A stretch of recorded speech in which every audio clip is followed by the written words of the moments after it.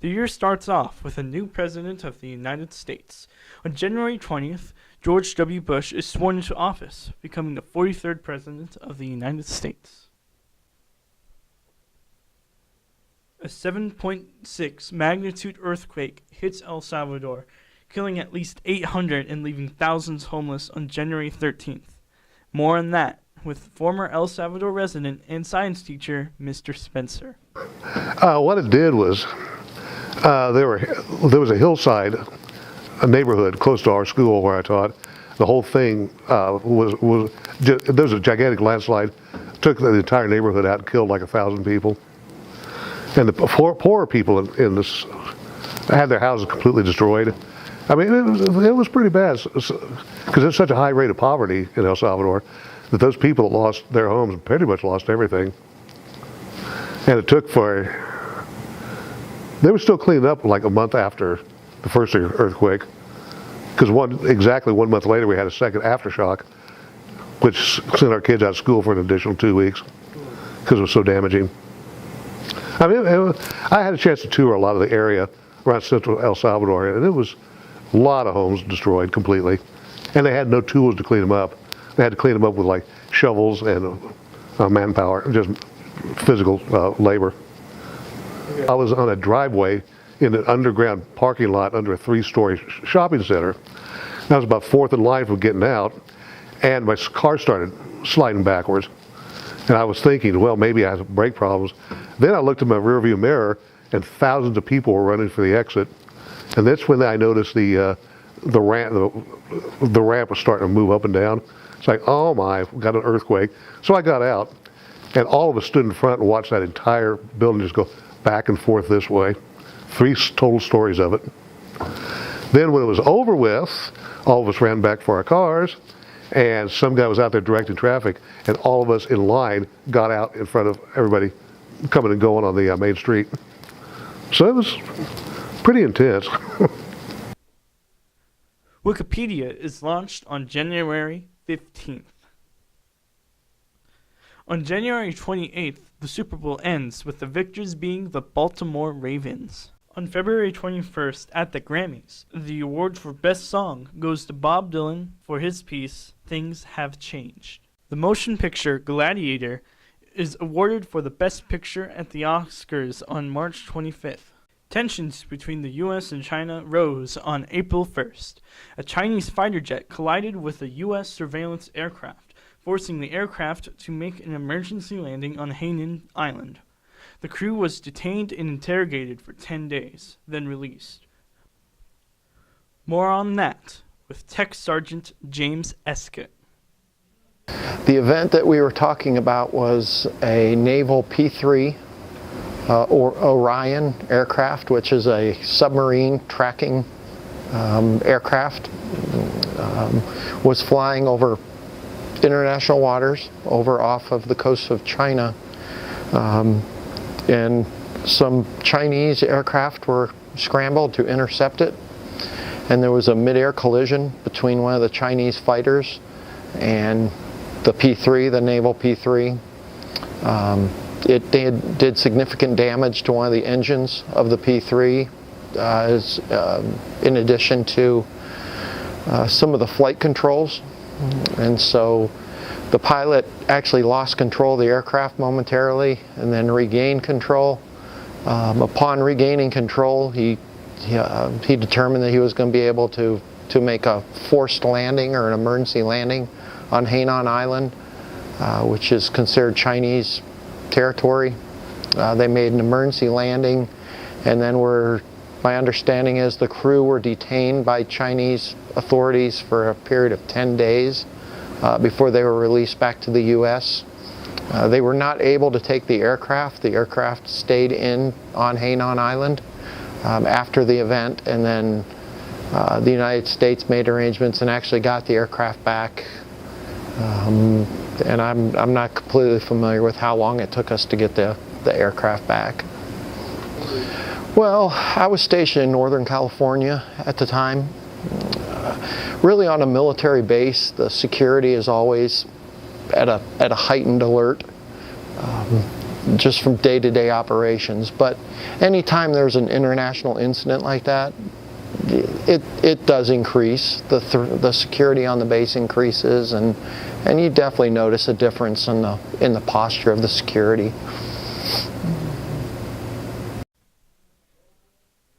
On May 13th, Silvio Berlusconi becomes the Prime Minister of Italy for the second time after winning the general election.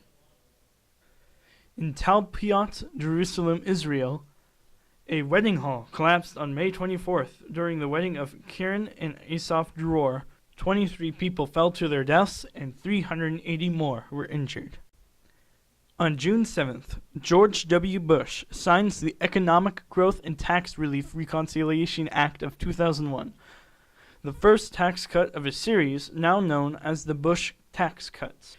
Tropical storm Allison produces 36 inches of rain, killing 22 people and damaging the Texas Medical Center. This lasted for 4 days, starting on June 5th. On June 15th, the final game of the NBA championship results in the Los Angeles Lakers becoming the champions. The television show Fear Factor is released on June 11th, with contestants fighting their greatest fears. The song Hanging by a Moment by Lifehouse peaks the charts at number 1 on June 16th. The Sino-Russian Treaty of Friendship is signed on July 16th between the People's Republic of China and the Russian Federation.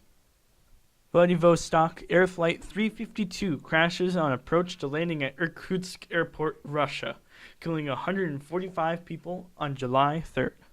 On July 29th, Lance Armstrong wins his third Tour de France in a row. NATO sends a peacekeeping force to the Republic of Macedonia on August 21st. In Angola, on August 10th, a train was attacked by UNITA, or the National Union for the Total Independence of Angola. They derailed the train with an anti-tank mine and attacked the passengers, killing 252 of the 500. George W. Bush declares the War on Terror on September 20th. A tragic day in history, September 11th. On this day, in 2001, 2 hijacked planes crashed into the World Trade Center, and 1 crashed into the Pentagon. A total of 2,977 people lost their lives to this terrorist attack. More on that with Fire Chief and History teacher Brad Reed. On 9/11, I'd come to school, gotten ready for first hour, and was in the library, and somebody told me that a plane had hit one of the Twin Towers in New York City. So I went back to my room, turned the TV on, and we watched just as the second plane hit the next tower. We watched throughout the day the events unfolding not only in Washington, D.C., but with the plane going down the field in Pennsylvania. And then, of course, the first tower fell, and then the second tower. And it was just kind of a jaw-dropping event for me to be watching with my students. It was just a very powerful event. It's one of those days that I view as a kind of a defining moment in American history that I'll remember what I was doing for the rest of my life. I can still remember many of the kids that were in my class and what chairs they were specifically sitting in. And then as the kids came in from other hours, and just the questions and the tears and just the horror that we kind of watched with the rest of the world. But as the towers began to fall, from being involved in the fire service, for me it became more personal. I didn't know anybody in the towers, but being linked to the fire service and knowing the job they were doing, saving thousands of people's lives, and watching the first tower come down, it was pretty powerful and emotional for me, because I knew in that building literally were hundreds of firefighters doing a job that they were trained to do to save people's lives. And we watched them die live on television, and not knowing how many would be affected or anything. Kind of the same feelings when the second tower fell. And then throughout the day, of course, the plane in Pennsylvania that had gone down, and just everybody's emotions of who's behind it and thoughts of how's America going to react, who are we going after, how long is this going to take. Just kind of one of those things that led to a lot of questions. The piece, As Slow as Possible, written by John Cage, is started on September 1st and will be completed in 639 years, or 2640. The Patriot Act is signed into law by George W. Bush on October 26th. On October 19th, off the coast of Australia, Civ X, or Suspected Illegal Entry Vessel X, was carrying over 400 asylum seekers and sunk en route to Christmas Island, killing 353 of the 400 asylum seekers. Apple introduces the iPod on October 23rd. Not long after, on October 25th, Microsoft releases Windows XP. The World Series completes on November 4th, the champions being the Arizona Diamondbacks. In Australia, John Howard's Liberal/National coalition government is re-elected with a slightly increased majority, defeating the Labour Party led by Kim Beazley on November 10th. American Airlines Flight 587 crashes in Queens minutes after takeoff from John F. Kennedy International Airport on November 12th, killing all 260 people on board.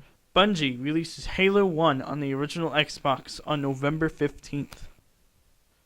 The United States government indicts Zacarias Moussaoui for involvement of the September 11th attacks on December 11th. In Lima, Peru, a fire at Mesa Redonda shopping center kills at least 291 people.